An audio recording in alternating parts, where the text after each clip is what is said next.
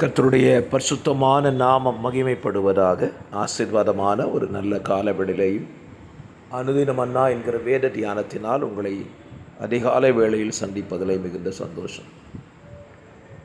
இந்த நாள் அக்டோபர் மாதம் 5ஆம் தேதி சனிக்கிழமை காலவேளை.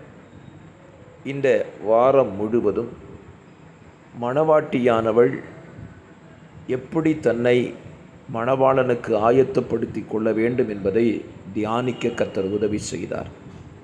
இந்த வாரத்தின் கடைசி நாளிலேயும் மத்தேயு 25ஆம் அதிகாரத்தில் 10 கன்னிகைகளை குறித்து ஆண்டவர் சொல்லும் பொழுது அதில் 5 பேரை புத்தி உள்ள கன்னிகைகள் என்று நாம் அழைக்கிறோம். அப்படியானால் மணவாளனை சந்திக்க முடிக்கக்கூடிய ஆயத்தம் புத்தி இருக்க வேண்டும். ஏனென்றால் புத்தி உள்ள ஸ்திரீதான் வீட்டை கட்டுகிறாள் என்று நீதிமொழிகள் 14:1 சொல்லுகிறது. ஆகவே அவருடைய வருகையில் அவருக்கு மணவாட்டியாக மனைவியாக செல்ல வேண்டுமானால் நமக்கு புத்தி இருக்க வேண்டும். என்ன புத்தி இருந்தால் வருகையை சந்திக்கலாம் அப்படி பார்த்தீங்கன்னா, ஆண்டவர் சொல்லும்போது காலத்தை பிரயோஜனப்படுத்தி கொள்ளுகிற புத்தி நமக்கு இருக்க வேண்டும். அந்த கன்னிகைகள் தங்களுடைய காலங்களை பிரயோஜனப்படுத்தி கொண்டார்கள். விளக்கு எரியும்படியான எண்ணெயும் அவரிடத்தில் இருந்தது.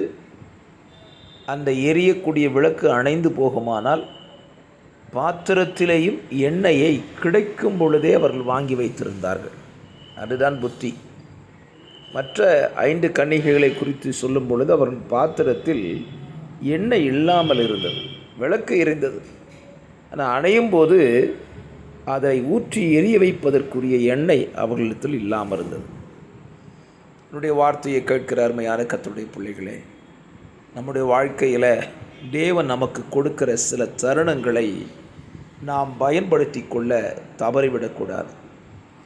அப்படி தவறினால் தேவனுடைய வருகையில் நாம் அவருக்கு மனைவியாக போகிறதை இழந்து கூட போகக்கூடிய அபாயமும் நமக்கு இருக்கிறது என்பதை புரிந்து கொள்ள வேண்டும். 10 பேரும் கிறிஸ்துவின் வருகையை எதிர்நோக்கி போனார்கள், காத்திருந்தார்கள். 10 பேருக்கும் நித்திரை வந்தது. மணவாளனின் சத்தம் கேட்டது, எழும்பினார்கள், எதிர்கொண்டு போகவும் செய்தார்கள்.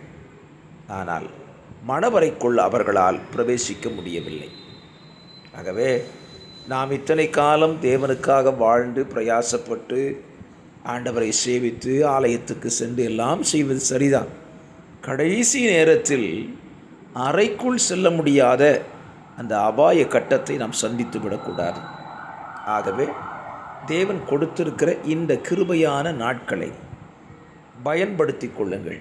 இந்த நாட்களிலே நம்முடைய ஆவிக்குரிய வாழ்க்கையை எப்படி நம்ம அணைய விடாமல் காத்துக்கொள்ள முடியும், அதற்கு நாம் என்ன செய்ய வேண்டும் என்பதை வேதத்திலிருந்து தேடி ஆராய்ந்து பார்த்து புத்தியோடு கூட நம்முடைய ஆவிக்குரிய வாழ்க்கையை நாம் கட்டி எழுப்பிக் கொள்வோமானால் நிச்சயமாகவே அவருக்கு மணவாட்டியாக மனைவியாக நாம் தேர்ந்தெடுக்கப்பட முடியும், அறைக்குள் பிரவேசிக்கவும் முடியும்.